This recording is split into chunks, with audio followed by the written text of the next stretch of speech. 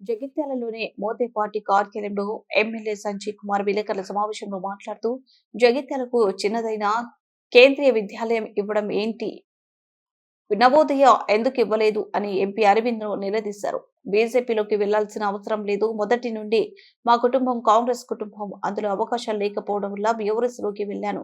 Congress party సభ్యత్వ జిల్లా అధ్యక్షుడు ఎప్పుడు ఇస్తే అప్పుడు తీసుకోవడానికి సిద్ధం.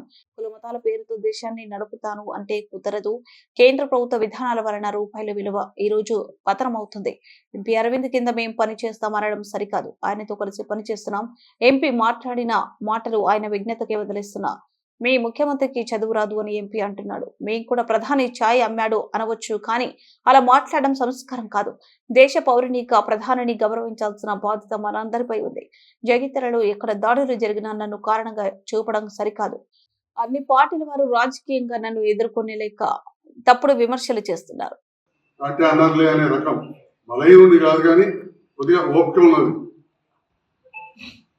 కేంద్రీయ విద్యాలయానికి స్థలం కోసం నేను ఎన్ని రకాల ప్రయత్నం చేసినా అనేది అధికారులు అన్ని కూడా ఇంత దొడ్డు ఫైల్ ఉన్నాయి. అన్ని కూడా మీకు కూడా వాట్సాప్లో పెట్టాం. ఎంపీ గారికి కూడా నేను వాట్సాప్ ద్వారా పంపిస్తాను. గౌరవ ఎంపీ గారిని ఇప్పటికైనా కోరుతా ఉన్నా, ఇంకా కూడా ఎన్నో పెండింగ్ ఉన్నాయి, అవన్నీ కూడా చేయాలి. ఇంకా కూడా కొత్తగా ఏమైనా స్కీమ్స్ వస్తే జగిత్యాల జిల్లాకు ఎక్కువ ఇచ్చి జగిత్యాల ప్రాంతాలను అభివృద్ధి చేయాలి. నేను మీతో కలిసి పనిచేయడానికి సిద్ధంగా ఉన్నా. ఎలక్షన్స్ అప్పుడు 6 రోజుల ముందు వచ్చి 7,000తో పెట్టినాను. ఎలక్షన్ రాజకీయం అంతా కూడా 4 రోజుల్లో మారిపోతూ ఉంటుంది. ఎన్నో నేను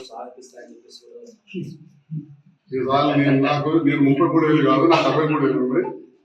63 సంవత్సరాలనే మొదటి నుంచి మన కాంగ్రెస్ కుటుంబం అవకాశాలు లేక బీఆర్ఎస్ లో అవకాశం ఇచ్చిన మేము ఇప్పుడు ముఖ్యమంత్రి గారు పిసిసి అధ్యక్షులు కలిసి పనిచేద్దామన్నారు. సభ్యత్వం ఇచ్చినప్పుడు కాంగ్రెస్ సభ్యత్వం మా డిసిసి అధ్యక్షులు ఎప్పుడైతే అప్పుడు అవసరం ఉన్నప్పుడు ఆ సభ్యత్వం కూడా తీసుకుంటా. వేరే ఆలోచన వారు గ్రూప్ రాజకీయాలు నడిపిన కాబట్టి నా గ్రూప్ రాజకీయాలు లేవు. నేను కాంగ్రెస్ ప్రభుత్వంతో కలిసి పనిచేస్తున్నాను కూడా మీ అందరి సమక్షంలో చెప్పినాను. ఇక్కడ ఉన్న సీనియర్ నాయకులతో కూడా కలిసి పనిచేస్తామని చెప్పి వారు పని చేయకపోతే గ్రూప్ తయారైంది. అంతే, అధిష్టానం ఆదేశం పాటించగా గ్రూప్ తయారైంది అంతే తప్ప నా సైడ్కి లేదు, తప్పలేదు. మీకు ఇస్తారు 5 ఎకరాలు కేంద్రీయ విద్యాలయం, 10 ఎకరాలు గ్రౌండ్, 25 ఎకరాలు ఇంటిగ్రేటెడ్ స్కూల్. పక్కన ఉండే గ్రౌండ్ అందరూ వాడుకునేది కదా, పక్కనే ఉంటుంది కదా. ఈ 5 ఎకరాలలో కూడా చిన్న చిన్న గేమ్స్ సరిపోతుంది, ఇంక్లూడింగ్ ఫుట్బాల్ కూడా సరిపోతుంది. ఇంకా పెద్దది కావాలంటే పక్కన 10 ఎకరాలు కూడా స్టేడియం ఉంటుంది. 40 ఎకరాలు. చాలా సంతోషం.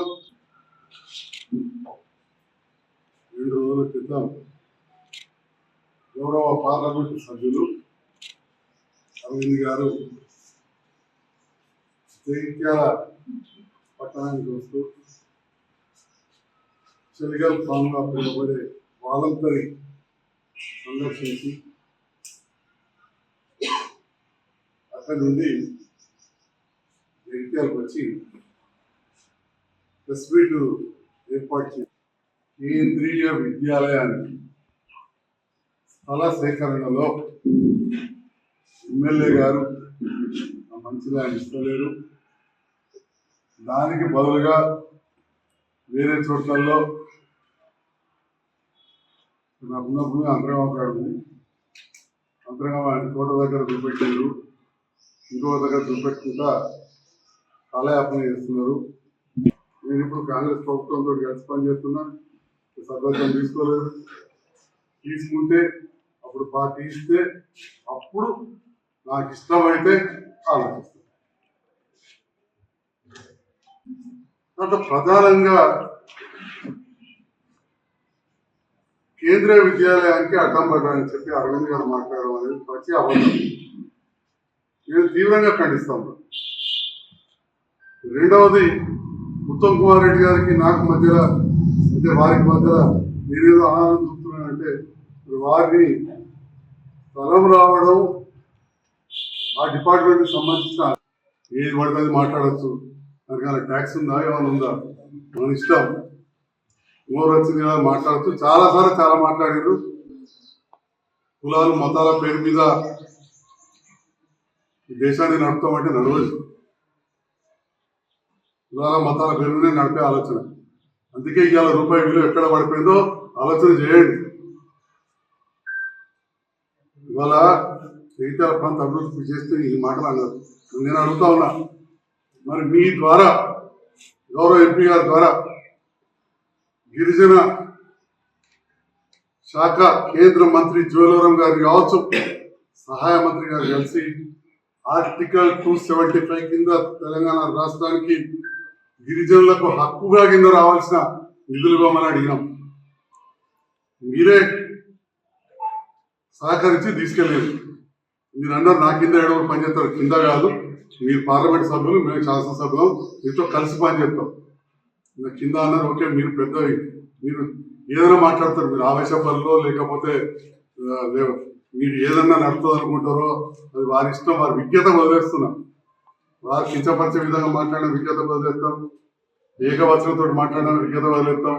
మీ ముఖ్యమంత్రికి చదువు రాదు, నాకు చదువు బాగుతో మాట్లాడేది, వారి విజ్ఞప్తి వదిలేస్తాం. అంతేగాని నా ముఖ్యమంత్రి అన్నది ఈ ప్రధానమంత్రికి చదవస్తుందా, ఛాయాముకున్నాడా నేను అన్నా. ప్రధానమంత్రిని గౌరవించుకుంటాం మేము. అట్లనే మరి మీ ద్వారా నేను గిరిజన శాఖ మంత్రి గారి దగ్గరికి వెళ్ళాను. గిరిజన గ్రామం ఒడ్డలిగా అక్కడ బోరపల్లి నుంచి జగన్నాథ్పూర్కు బ్రిడ్జ్ కావాలి. జువెలవరం గారు స్వయాన రాయకల్కి వచ్చినప్పుడు మొదటి టర్ములో బీజేపీ ప్రభుత్వం అప్పుడు మీరు ఎంపీగా లేరు, ఇంకా అక్కడ మాటిచ్చారు. అదేవిధంగా రోడ్ల మంత్రిని కలిసాం. నేను మరి గౌరవ ఎంపీ గారికి రాతపూర్వకంగా విన్నవించుకున్నాను. అనంతరం కాడ బ్రిడ్జ్ జాతీయ రహదారి ఇబ్బంది అవుతుంది, బ్రిడ్జ్ మంజూరు చేయమని అడిగినాను. గౌరవ ఎంపీ గారు కూడా లెటర్ పెట్టారు. అధికారులు తిరస్కరించారు. బైపాస్ రోడ్ అవుతుంది, అయినాక బైపాస్ రోడ్ ఎన్నడు కావాలి మాకు తెలియదా? జాతీయ రహదారి కరీంనగర్దే దిక్కు దివాణం లేదు, కరీంనగర్దే దిక్కు దివాణం లేదు. మరి తాటిపల్లికి వెళ్ళి రాజారాధనకు మన జగిత్యాల లేదు. ఇప్పుడైతే ముఖపల్లి దగ్గర విషయం. మరి ఆలోచన చేయాలి. మరి ఎందుకైతే లేదు? మీ అసమర్థత ఉందామా, లేకపోతే మీరు పని చేస్తలేరా అన్న. నేనంటే వారి మీద వచ్చుకుంటాను. నాకేమో అట్లా కించపరిచే విధంగా మాట్లాడడం అలవాటు లేదు. అందుకని నేను ఎన్నడూ కూడా ప్రెస్ మీట్ పెట్టి ఏమేమి ఎంపీ గారికి అయితే లేదు, అది కాదు అని అన్నాను. ఎప్పుడైనా పని చేస్తున్నా చేసినప్పుడు అవుతుంది.